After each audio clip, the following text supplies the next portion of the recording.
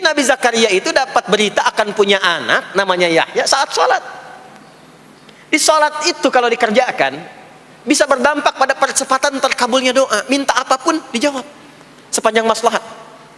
Makanya nanti untuk umat Nabi Muhammad, jangan tunggu panggilan sholatnya adalah panggilan langsung dari Allah. Minta, punya masalah apa? Aku selesaikan, kata Allah.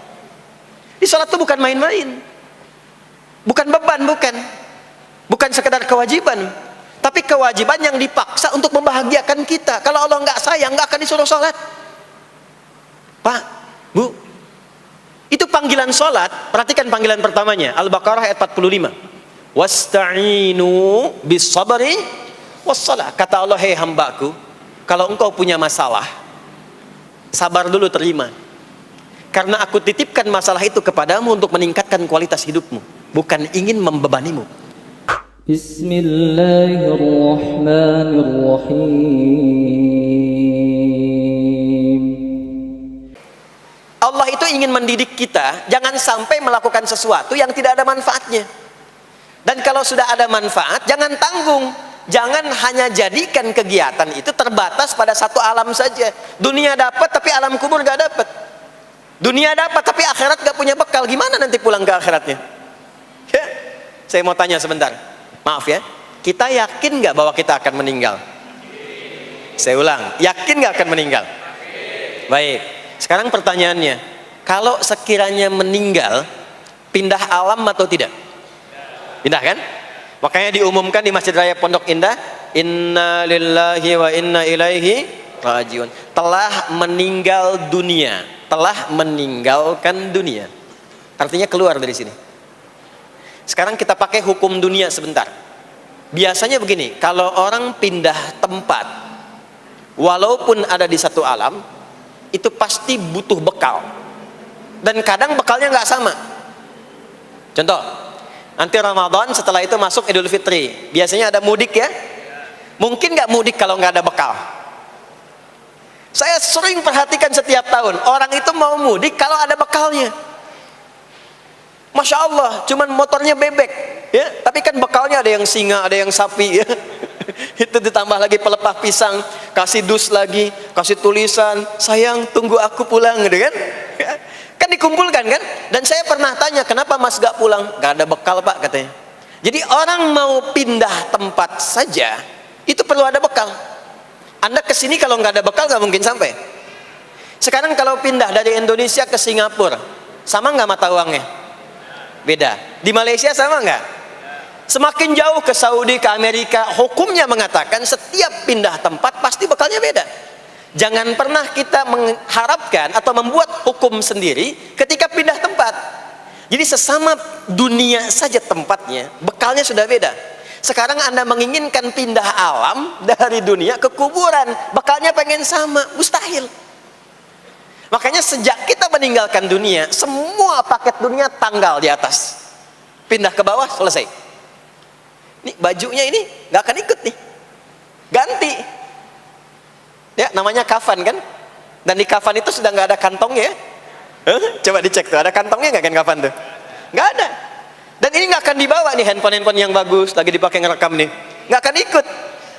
Ah saya mau dipakai aja, ntar kalau malaikat nanya man buka nih, sudah pernah ikut kajian. Rombongan Ustaz Adi. Ya beda, ini beda alam. Maka yang ikut apanya?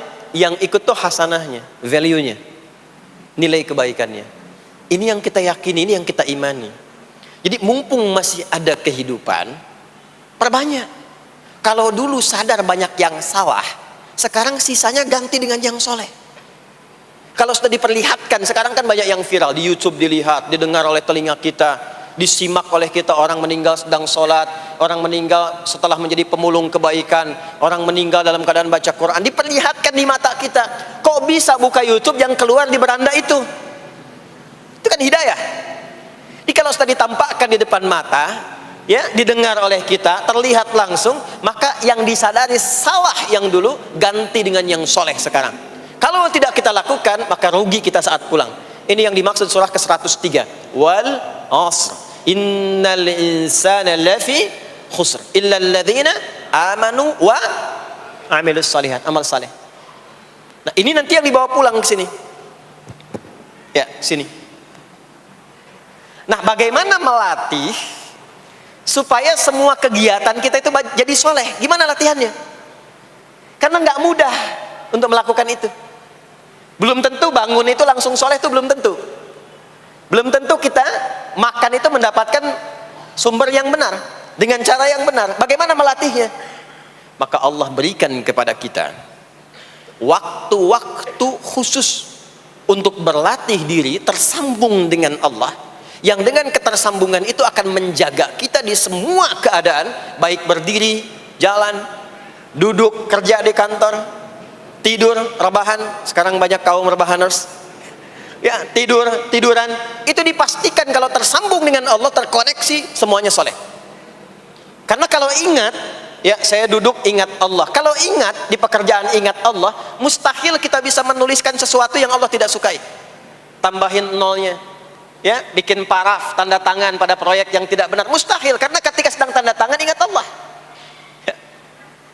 Nah, dalam bahasa Arab, sesuatu yang tersambung dengan kuat sehingga selalu menempel dan sulit terpisahkan, itu bahasa Arabnya disebut dengan silah.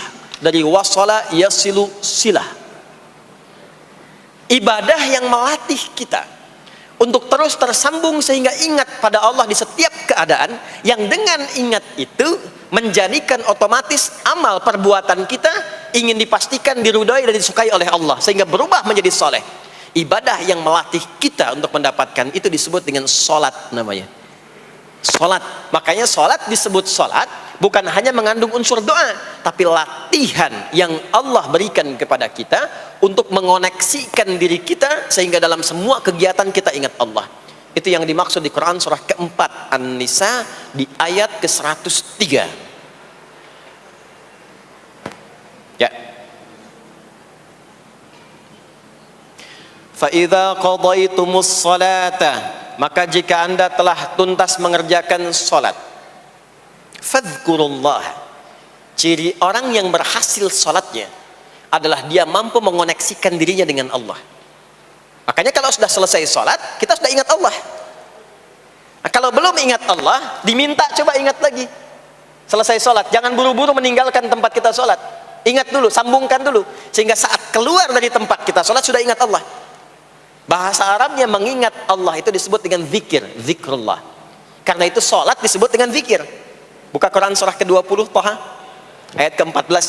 Saya nggak akan keluar dari Quran hadis sehingga nggak bisa didebat. Nggak bisa didebat. Anda nggak bisa debat karena ini bukan pikiran, karena ini Quran dan hadis. Quran surah ke-20 Thaha ayat ke-14. Innani anallahu la ilaha illa ana fa'budni wa aqimis salata lidzikri. Salat disebut dengan zikir. Zikir itu artinya ingat. Makanya tadi saya katakan di awal, salat itu melatih kita supaya ingat Allah.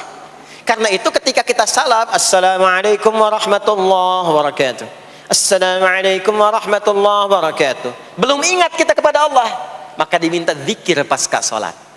Setelah salat ada zikir kan? Dan zikir pertamanya apa?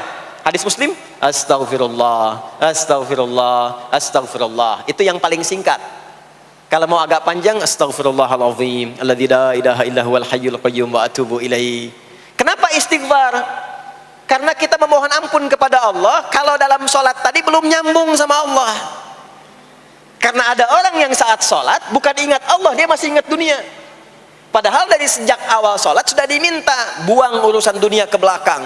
Makanya kita bertakbir, itu ada kitabnya. Asrarus shalah, nadharat fi ma'anis shalah. Ketika Anda mulai bertakbir, takbir begini, Allahu Akbar. Kenapa mengangkat tangan gini salah satunya? Di antara maknanya, buang urusan dunia ke belakang. Pasrahkan dirimu kepada Allah. Kalau sholatnya ingin khusyuk, jangan bawa urusan dunia ke dalam sholat. Buang. Yang menjadikan seseorang kurang khusyuk begitu takbir, dunia masih dibawa. Lisannya berucap Allahu Akbar, tapi pikirannya motor hu akbar, mobil hu akbar, ya kan? Status tuh belum diupdate hu akbar. Ya, miss call belum dibalas, wa akbar. Itu bermasalah. Sehingga mudah dikerjai setan. Ada setan namanya khanzab di Sunan Abu Daud. Saat seseorang mulai bertakbir, kata Nabi, fayaqulu syaitanu, di situ setan mulai beraksi. Sebelum takbir kita dibikin fokus. Ya, Anda silahkan praktekkan. Kalau mau sholat rasanya fokus. Tapi mulai bertakbir Allahu Akbar, setan mulai beraksi, kata Nabi. Udhkur kada, udhkur kada. Ingat ini, ingat itu. Hatta la yash'ural musalli kamra'atan yusalli. Sampai ada orang sholat yang tidak sadar berapa rakaat sedang menunaikan sholatnya. Subuh berapa rakaat tadi? 2 diucapkan, tapi ketika dipraktekkan ada yang 3. Ada yang 1. Ya, ada yang begitu. Ada, tapi di hati saya gitu ya. Nah ini, makanya setelah kita sholat, salam, assalamualaikum, assalamualaikum, itu kita mencoba menyempurnakan dengan apa? Istighfar dulu. Kalau tadi ada yang belum tersambung. Setelah itu apa? Kita sambungkan. Allahumma antas salam, subhanallah, alhamdulillah, Allahu Akbar. Makanya dilatih 33 kali. Sekali belum nyambung, 2 kali. 2 kali belum nyambung, 3 kali. 3 kali belum ingat, 4 kali. Masa iya sih sampai 33 kali belum ingat juga? Bapak nama siapa? Joni. Siapa Pak? Joni. Siapa Pak? Joni. Siapa Pak? Apa enggak dengar saya Joni? Itu baru 3 kali. Ini kita 33 kali menyebutkan subhanallah. Masa enggak nyambung juga? Alhamdulillah 33 kali. Masa enggak syukur juga? Dilatih. Kalau sudah terkoneksi, inilah dia. Fadhkurullaha qiyama. Bangun dari sholat, bangkit. Selesai sholat, mau kerja, mau kemanapun, ingat Allah. Jadi nggak ada istilahnya keluar masjid tertukar sendal, tuh nggak ada. Ada di sini yang tertukar sendal? Banyak. Insya Allah tidak ya. Kalau ingat Allah tuh nggak mungkin tertukar. Jadi begitu Anda akan menggunakan, yang punya orang lain sadar tuh. Astagfirullah, Allah mengawasi. Bukan punya saya walaupun mirip. Ya, walaupun mirip. Ya, pakai yang punya kita, itu akan diarahkan. Tapi kalau nggak ingat ada yang mengawasi, nggak ingat ada yang lihat, nggak ingat akan dihisab. Mana ya tadi? Oh, ini dia, masya Allah, lupa saya. Pakai masya Allah lah gitu. Dia pakai yang paling bagus tuh. Pulang dia, padahal dia ke masjid tuh nggak pakai sendal. Pekerjaan juga begitu, nggak akan sembarangan ngambil yang bukan haknya. Kerjakan proyek yang tidak benar. Demi Allah, kalau di Indonesia ini mestinya benar semua sholatnya, makmur. Wah, para polisi itu tenang tugasnya gitu. Ya, tentara juga nyaman. Di pekerjaan tuh nggak usah ada CCTV. Ya. Nggak usah ada e-tilang, nggak usah ada kamera di jalan, kan? Ini karena kenapa? Latihannya nggak maksimal. Ini pentingnya sholat itu. Jadi semua menjadi amal soleh. Semua jadi amal soleh. Begitu ingat Allah, maka berdiri ingat Allah, jalan ingat Allah, duduk ingat Allah, berbaring pun ingat Allah. Kalau sudah ingat Allah, pasti disebut nama Allah. Ini yang dimaksud hadis Nabi. Qala Rasulullah sallallahu alaihi wasallam, kullu amrin dhi balin la yubda'u fihi bi bismillahirrahmanirrahim fahuwa abtar. Setiap perbuatan yang baik yang dibenarkan oleh hati setiap hamba, lalu diikutkan bismillahirrahmanirrahim. Enggak mungkin orang nyebut bismillahirrahmanirrahim kalau enggak ingat Allah. Minum, bismillahirrahmanirrahim. Makan, bismillahirrahmanirrahim. Bekerja, bismillahirrahmanirrahim. Itu ketika dikerjakan langsung jadi hasanah. 10 poin. Ada pahalanya. Dan jangan dianggap ringan ya. Ini kalimat ringan tapi menentukan saat pulang, saat meninggal nanti. Nah, kalau nggak disebutkan bismillahirrahmanirrahim atau tidak bacakan doa yang menyertainya, maka jadi dunia saja, solehnya hilang, tinggal amalnya. Dibalasnya di dunia, akhiratnya nggak ada. Itu yang dimaksud Quran surah ke-25 Al-Furqan ayat 23. Wa qadimna ila ma 'amilu min 'amalin faj'alnahu haba'an manthura. Kalau ada orang berbuat baik di dunia tapi tidak disertakan niat akhirat, kami balas dunianya. Anda kerja belasan tahun, puluhan tahun untuk dunia aja, dapat gaji, dapat benefit, dapat penghargaan. Ada yang juara, ada yang dapat bintang, champion, ya, ada yang promosi jabatan, tapi niatnya untuk dunia. Allah adil, kata Allah, kerja keras dia untuk dunia, saya balas dengan balasan dunia. Tapi kalau diniatkan akhirat, dunia dapat, akhiratnya pun dapat. Kan kerjanya sama, etosnya sama, di tempat yang sama. Kita niatkan akhirat, gak ada ruginya. Begitu meninggal, dapat. Beruntungnya dan bersyukurnya kita sebagai muslim, kita itu lengkap informasinya. Urusan kubur, ada informasinya. Akhirat, ada informasinya.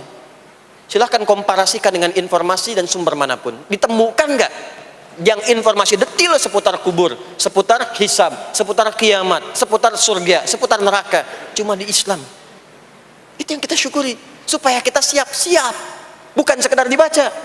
Baca ada pahalanya, tapi siap-siap ada konsekuensi kebaikannya. Ini balik ke sini. Karena itu saya katakan dari awal, pertama Bapak Ibu sekalian, sholat itu menjadi ibadah paling pokok karena dia akan mengantarkan kita pada konektivitas yang kuat dengan Allah Subhanahu wa taala. Ini poinnya. Kalau sudah nyambung dengan Allah, bukan cuma jadi amal soleh. Orang-orang yang tersambung dengan Allah di semua aktivitas kehidupannya, maka akan mendapat jaminan langsung dari Allah Subhanahu wa taala yang memudahkan semua urusan hidupnya. Mudah sukses, mudah bahagia, mudah tenang. Semua kemudahan yang kita raih dalam konteks kebahagiaan, ketenangan, kesuksesan itu kalau digabungkan semua maknanya, berubah katanya menjadi falah. Apa namanya? Falah. Falah itu bahagia, sukses, nyaman. Kalau dibuka kamus English Arabic misalnya, falah itu bahasa Inggrisnya success and happiness. Bukan cuma bahagia, bahagia dan sukses. Bukan cuma sukses, karena ada orang sukses belum tentu bahagia. Saya sering tanya yang ini nih, dan biasanya para ibu yang juara menjawabnya itu. Ya, pilih mana? Kaya tapi gelisah, atau miskin tapi tenang? Miskin tapi tenang. Sukses tapi gelisah, ya, atau miskin tapi tenang? Sukses tapi tenang, ya. Sukses dan bahagia. Nah, sukses dan bahagia itu bahasa Arabnya falah. Ini poinnya. Falah. Ah, sekarang coba kita dengar baik-baik. Cek telinganya masih ada nggak tuh? Cek telinga masih ada nggak? Setiap hari, di setiap pergantian waktu dalam sehari, pergantian waktu sehari itu ada 5. Dari mulai subuh, ke siang, zuhur, ke sore, asar, mau habis sore menjelang malam, maghrib, muncul malam, isya. Itu setiap hari 5 kali berganti waktu diperdengarkan oleh Allah. Hambaku, kamu harus bahagia. Hambaku, kamu harus sukses. Apapun pekerjaanmu, sukses. Apapun aktivitasmu, harus bahagia. Harus senang, harus tenang. Falah. Kuncinya apa? Salat. Diperdengarkanlah hayya 'alas shalah. Diperdengarkan di telinga kita. Telinga bahasa Arabnya udhun. Jamaknya adzan. Maka kalimat yang diperdengarkan 5 kali sehari itu disebut dengan adzan. Dan satu-satunya lafaz yang diperdengarkan 24 jam di muka bumi ini tak pernah berhenti. Makanya setiap tempat terjadi perbedaan waktu sholat. Ya, di sini tadi subuhnya jam berapa? 4.13, 12, 49, 4.10. Terjadi perbedaan pendapat tentang waktu subuh. Ya, ini menandakan bahwa bukan dari tempat yang sama. Saya di Bekasi tadi 4.9. 4:09, sini 4:13. Jadi setiap detik, setiap menit, ini adzan, sana adzan, ini adzan, sana adzan, terus bersautan. Dan kalau kita dengarkan sedunia itu dari beda waktu, 24 jam diperdengarkan. Hayya 'alas shalah, ayo salat. Kenapa mesti salat ya Allah? Hayya 'alal falah. Dengar tuh baik-baik kata Allah. Salat akan mengantarkan engkau pada kebahagiaan. Salat mendekatkan engkau pada kesuksesan. Salat mengantarkan engkau pada kedamaian. Makanya kalau orang sholat pasti tenang hatinya. Kalau nggak percaya silakan. Sholat itu diantara manfaatnya mendatangkan ketenangan. Sholat mendatangkan kesuksesan. Karena itu sholat bukan hanya ibadah yang diwajibkan pada umatnya Nabi Muhammad SAW saja, tidak. Semua nabi dan rasul yang pernah bertugas di bumi itu semuanya sholat dan meminta umatnya sholat. Hanya memang kita yang paling sempurna menunaikannya, caranya. Ya, dulu umat nabi-nabi lain juga sholat. Contoh, Nabi Musa sholat. Nanti diviralkan di Quran surah ke-20, Thaha ayat 14. Nabi Isa alaihi salam yang paling dekat ke Nabi Muhammad 600 tahun sebelum Nabi lahir, itu sholat. Beliau sholat. Diviralkan di Quran surah 19 Maryam ayat 31 sampai 33. Ya, sampai ke 33-nya wa ja'alani mubarakan aina ma kuntu wa awsani bis shalah. Salat. Siapa lagi? Nabi Zakaria. Nabi Zakaria itu kapan beliau mendapatkan berita gembira akan punya anak? Saat sholat. Jadi berdoa, masuk ke mihrabnya Maryam, melihat Maryam punya banyak keistimewaan, maka beliau sholat di mihrabnya itu. Di Quran surah ketiga Ali Imran ayat 38 sampai 39. Hunalika da'a Zakaria rabbah qala rabbi habli min ladunka dzurriyyatan thayyibah innaka sami'ud du'a. Turun jawaban, fanadathul malaikatu wa huwa qa'imun yusalli fil mihrab annallaha yubashshiruka bi Yahya. Jadi Nabi Zakaria itu dapat berita akan punya anak namanya Yahya saat sholat. Di sholat itu kalau dikerjakan bisa berdampak pada percepatan terkabulnya doa. Minta apapun dijawab sepanjang maslahat. Makanya nanti untuk umat Nabi Muhammad, jangan tunggu panggilan sholatnya adalah panggilan langsung dari Allah. Minta, punya masalah apa? Aku selesaikan, kata Allah. Di sholat itu bukan main-main, bukan beban, bukan sekedar kewajiban, tapi kewajiban yang dipaksa untuk membahagiakan kita. Kalau Allah nggak sayang, nggak akan disuruh sholat. Pak, Bu, itu panggilan sholat. Perhatikan panggilan pertamanya, Al-Baqarah ayat 45. Wasta'inu bis sabri wassalah. Kata Allah, hei hambaku, kalau engkau punya masalah, sabar dulu, terima. Karena aku titipkan masalah itu kepadamu untuk meningkatkan kualitas hidupmu, bukan ingin membebanimu. Dan tidak mungkin aku uji engkau dengan masalah itu kecuali engkau mampu mengatasinya. La yukallifullahu nafsan illa wus'aha.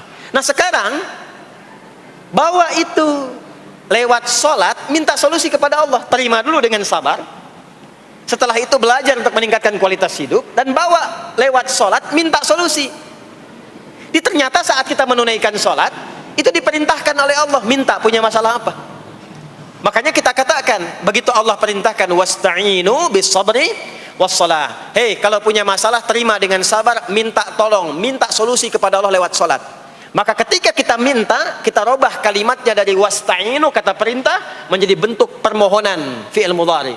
Iyyaka na'budu wa iyyaka nasta'in. Itu ketika Anda mengucapkan iyyaka na'budu wa iyyaka nasta'in, fikihnya begini, ucapkan di lisan, hadirkan dalam hati dan pikiran kita masalah apa yang sedang kita rasakan.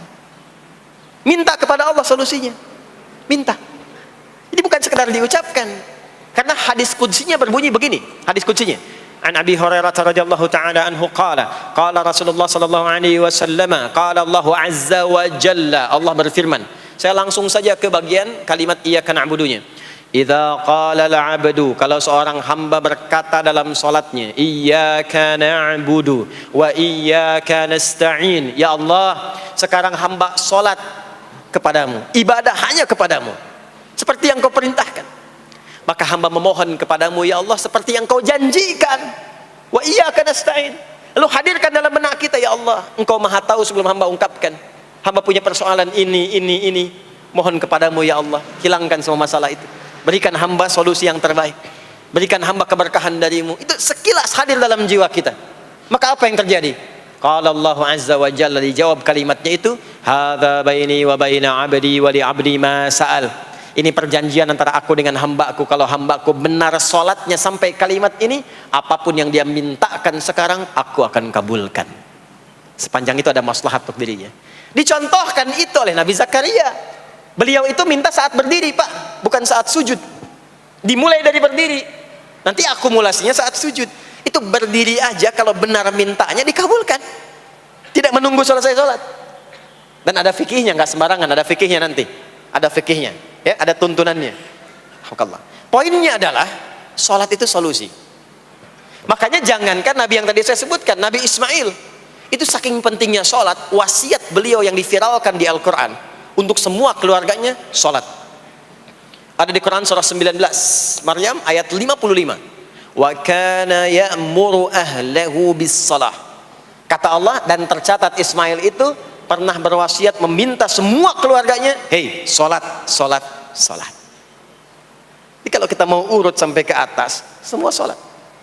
Muhammad sallallahu alaihi wasallam bin Abdullah bin Abdul Muttalib bin Hashim bin Abdul Manaf bin Qusay bin Murrah bin Kilab bin Ka'ab bin Ghalib bin Fikir bin Malik bin Nadar bin Kinana bin Khuzaimah bin Mudrikah bin Ilyas bin Nizar bin Mudar bin Ma'ad bin Adnan bin Addi bin Adri bin Muqawwam bin Nahur bin Tarikh bin Ya'rub bin Yasjub bin Nabit bin Ismail alaihi salam bin Ibrahim alaihi salam bin Azar atau bin Nahur bin Abir bin Kinan bin Arfakhshad bin Sam bin Nuh alaihi salam bin Mikhlail Matusyalah bin Kinan bin Anwas bin Thith bin Adam alaihi salam.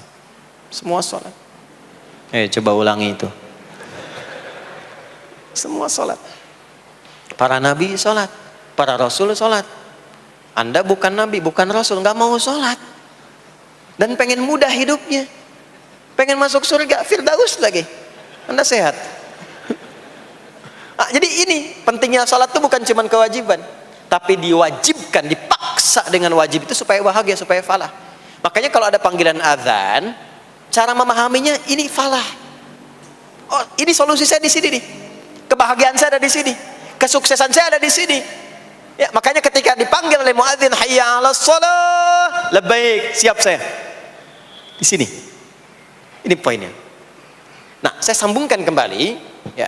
Ketika seseorang dilatih lewat salat dan sudah mulai tersambung dengan Allah Subhanahu wa taala, maksudnya ingat Allah, tertatalah semua aktivitasnya.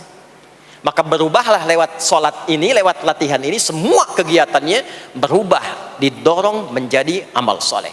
Karena itu, setiap orang yang sholatnya benar, yang pertama dianugerahkan oleh Allah kepada orang sholat itu bukan dunia, tapi perubahan perilakunya menjadi lebih baik. Jadi bukan kaya dulu, ya. Abdurrahman bin Auf tuh hijrah masuk Islam, dilatih sholat, malah hartanya hilang semua, dirampas. Tapi setelah itu jadi apa? Jadi orang paling kaya, ya. Abu Bakar As-Siddiq, Utsman bin Affan, Umar bin Khattab, pertama kali masuk Islam kan latihannya sholat. Apakah langsung kaya? Jadi pemimpin? Jadi diplomat? Amr bin As bisa ekspedisi dari Afrika Utara sampai ke Syam? Tidak.